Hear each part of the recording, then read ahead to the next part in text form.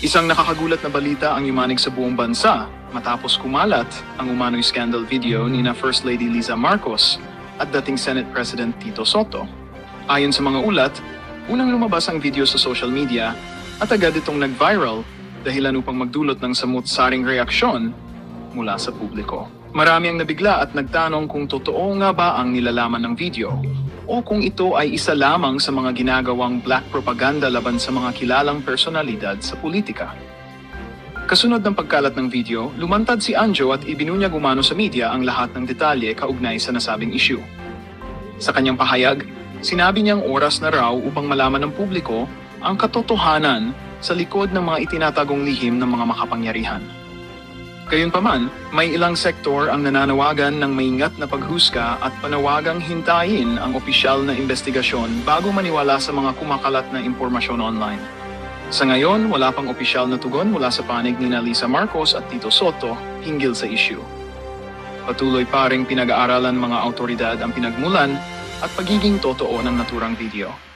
Samantala, nananawagan ng ilang taga-suporta na igalang ang kanilang pribadong buhay at huwag agad maglabas ng konklusyon batay lamang sa mga video na walang malinaw na beripikasyon.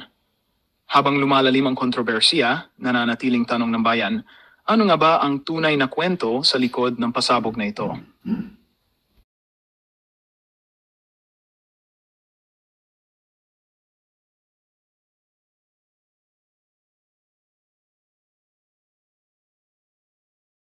Sa bahay nila Pangulong Bongbong Marcos at Speaker Martin Romualdez mag-insert o magpasok ng 100 billion worth of projects sa BICAM.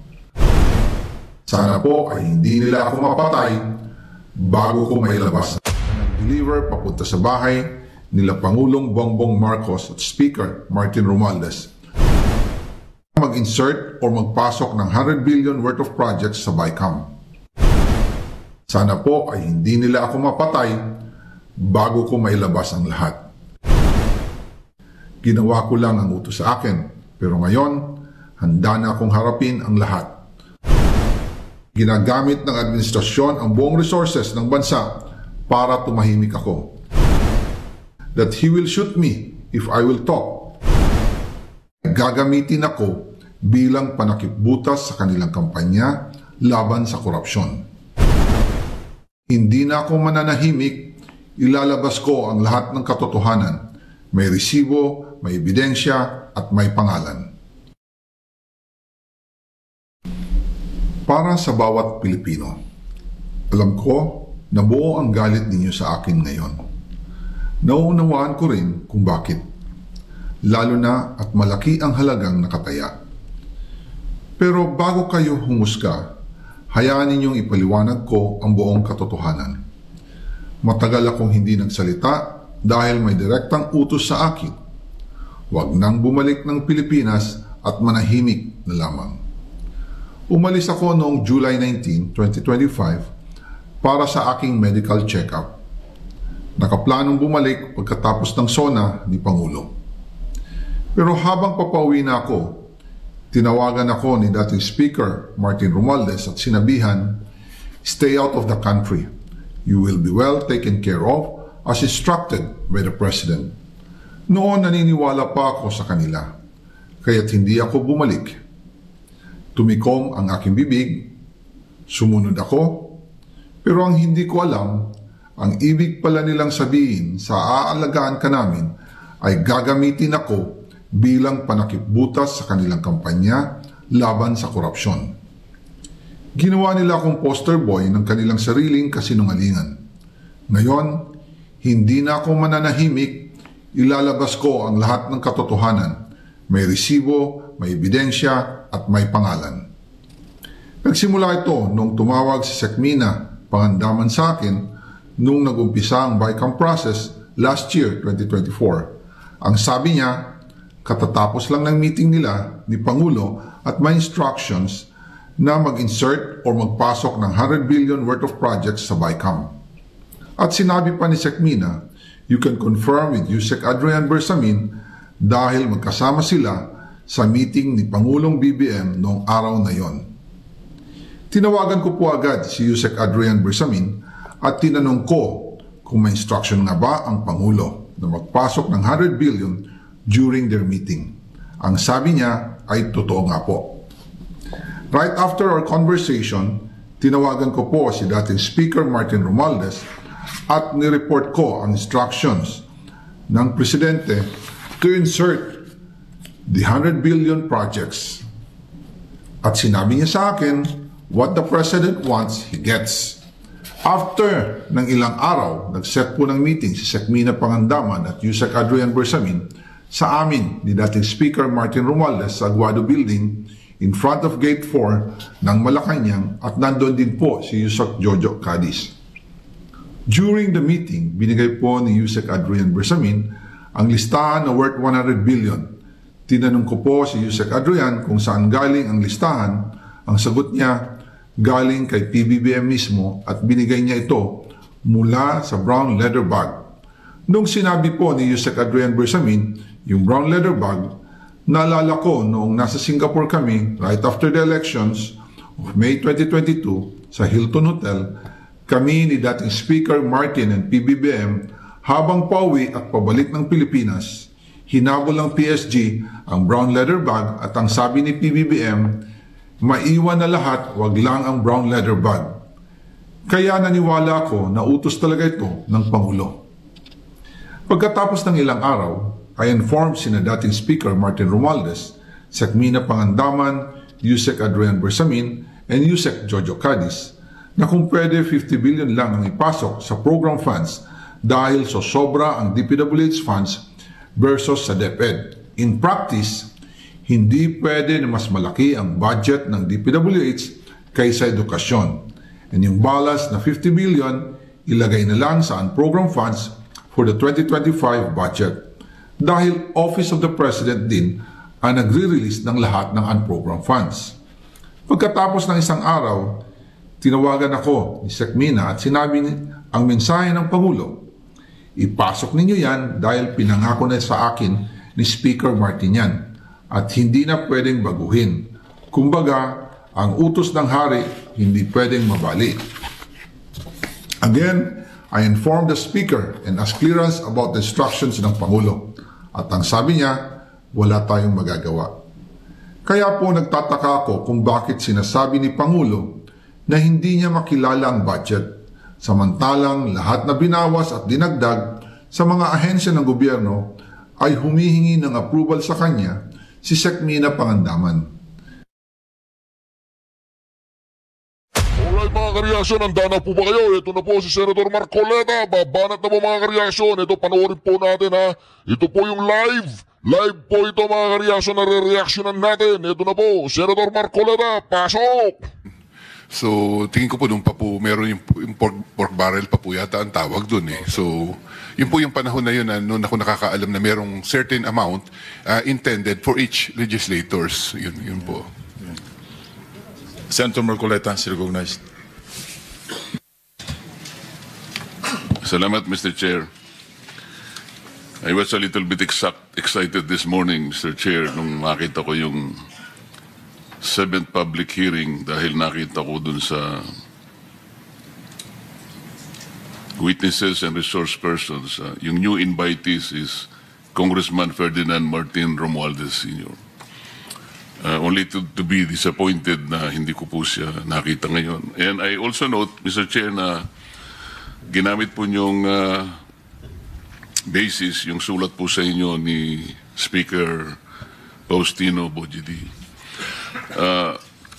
Mr. Chair, hindi ko po masyadong makuha ang ibig sabihin ni Speaker Boji ng ito ang ginamit nila na para hindi padaluhin ang mga miyembro ng House of Representatives. Nako, si Martin Romualdez po daw nasa invitee pero wala. Ito, excited daw si Senator Marcoleta, ngunit wala. Hindi naman nila paatinin yun di ba? Siya yung kanilang pinaka anong tawag doon? Group leader yun. Subjecting them to a simultaneous legislative inquiry on the identical subject could potentially prejudice the findings of the ICI.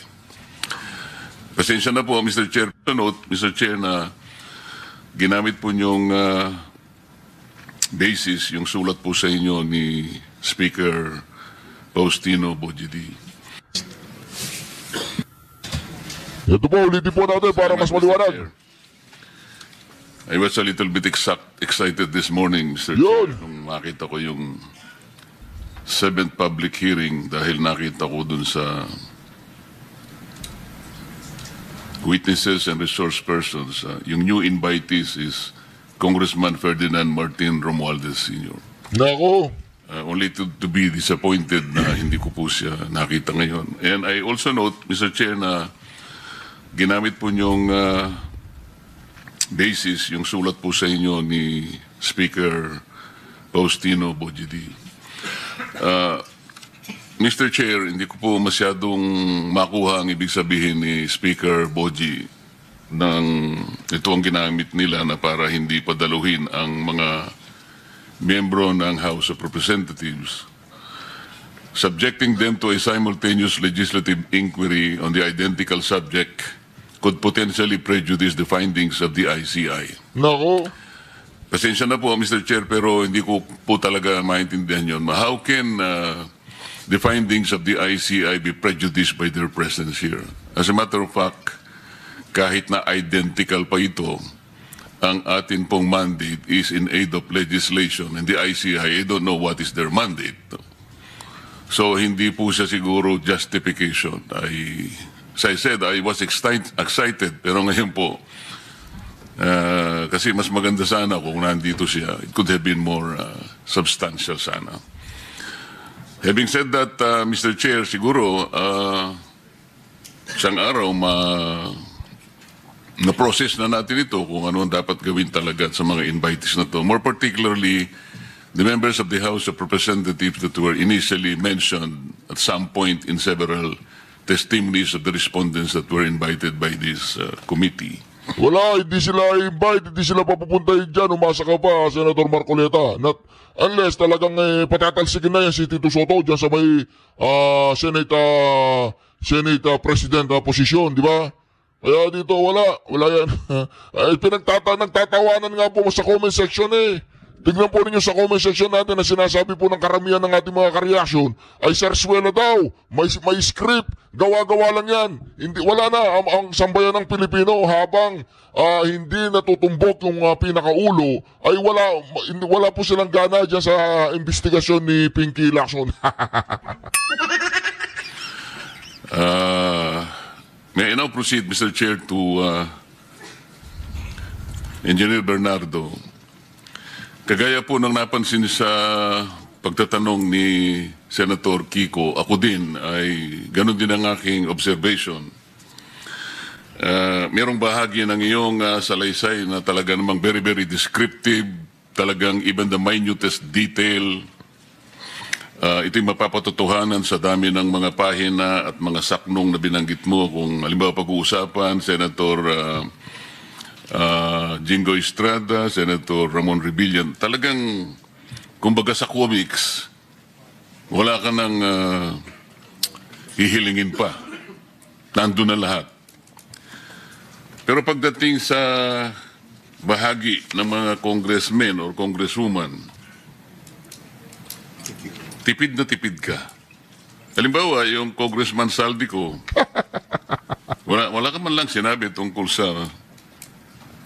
magkano ang hiningi, ilang projects ang napunta rito, ilang porsyento. Kung paano mo dinescribe yung mga naunang senador na binanggit mo,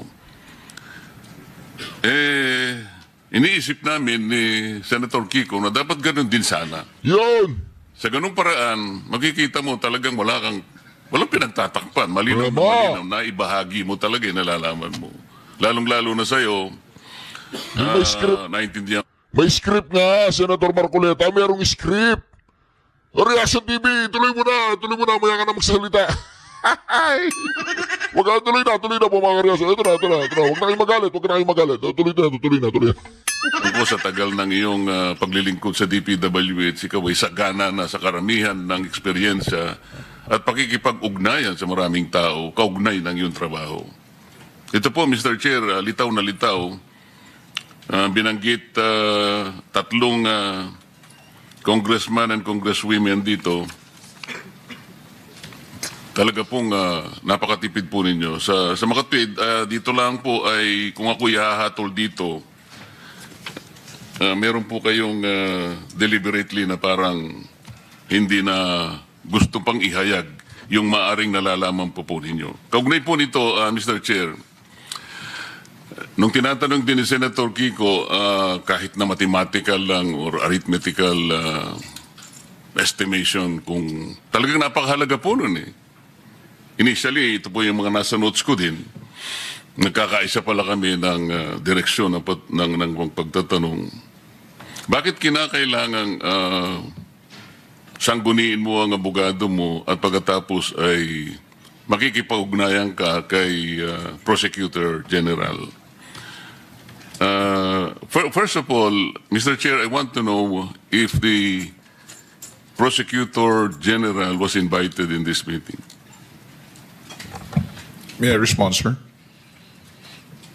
Yes, PG Padula. I did not receive any personal invitation, Mr. Chair, but I was directed by the Secretary of Justice to appear in today's hearing to represent him, sir. That is my problem, Mr. Chair.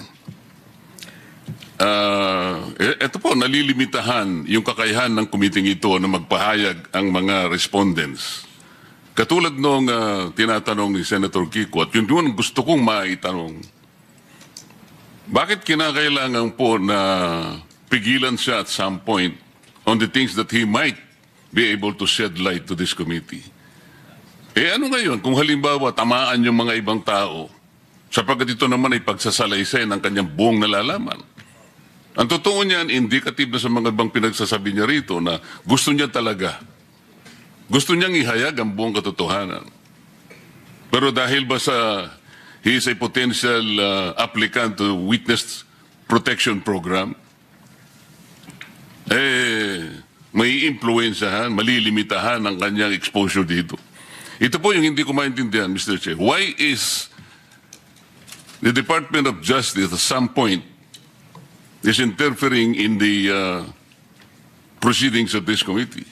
This is something that we should probably process. Kung ganun pala yun, hindi malayang supplemental affidavit ito. This is questionable to the very least. Ang sabi mo rito, Engineer Bernardo, statements of facts applicable to all. Sa Tagalog, pagsasalaysay na applicable sa lahat. Tama. Hindi kita narinig. Sorry po, Mr. Chair. Yes po, Mr. Chair. Okay.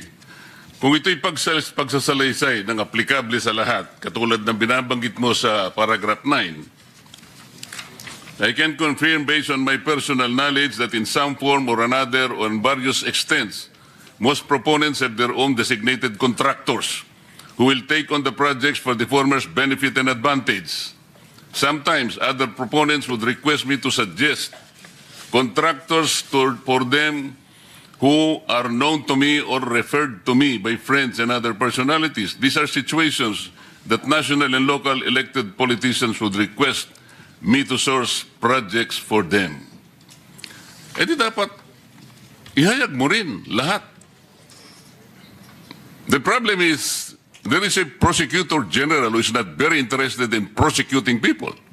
He's very selective, Mr. Chair. This is something that is objectionable. May I be allowed to respond, Mr. Chair? You may respond. Thank you, Mr. Chair. I take exception to the observation of the good senator that the Department of Justice is interfering in the investigation being conducted by the committee. In fact, Mr. Chair, whatever limitations there are to the testimonies of this witness who is present here is not something which is being dictated by the Department of Justice, but by law that is covered by Republic Act 6981, particularly Section 7 thereof. It is not our intention to restrict his testimony, as in fact, For our education, kindly tell us what Section 7 is about. Yes, Mr. Chair.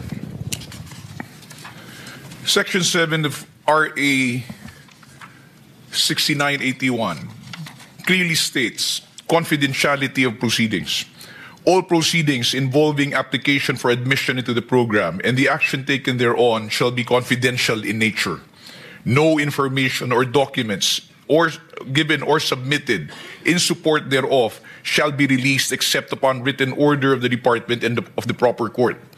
Any person who violates the confidentiality of said proceedings shall upon conviction be punished with imprisonment of not less than 1 year, but not more than 6 years, and deprivation of the right to hold a public office or employment for a period of 5 years. How can that provision apply? Yes, Mr. Chair, we believe it will apply. How can it apply?